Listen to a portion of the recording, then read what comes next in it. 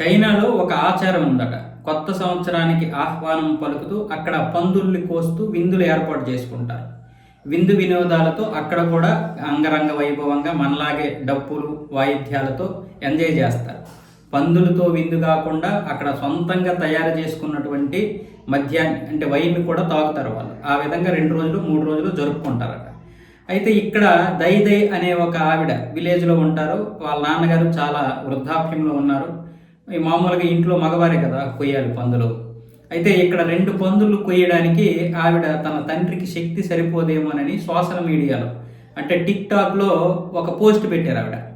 మా తండ్రి వృద్ధాప్యంలో ఉన్నారు, ఆయన 2 పందులు కొయ్యగలరో లేదో, నా తండ్రికి సహాయం చేయడానికి ఎవరైనా వస్తారా, నన్ను తలెత్తుకునేలా చేస్తారా, ఒకవేళ ఆ రోజు నా తండ్రి పందులు కొయ్యలేకపోతే ఆయన చాలా బాధపడతారు కాబట్టి కూతురుగా నేను అది చూసి భరించలేను అని పోస్ట్ పెడితే జనవరి 14వ తారీఖున ఆ పోస్ట్కి అనూహ్యంగా స్పందించి 1000 మంది వచ్చేసారు.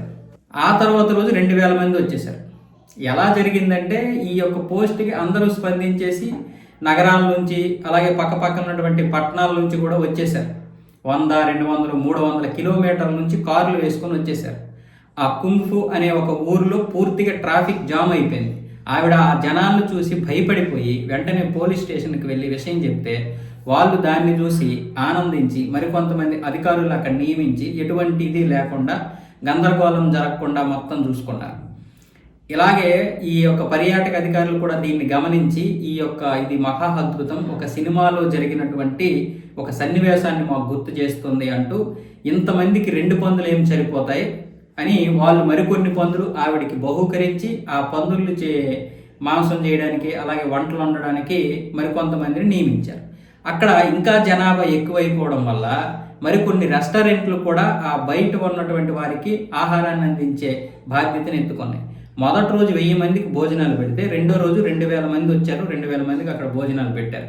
ఆ దై అనే ఆవిడ ఏమంటుందంటే ఇది నిజంగా ఒక అద్భుతం, నేను అసలు ఎక్స్పెక్ట్ చేయలేదు ఇంతమంది వస్తారని.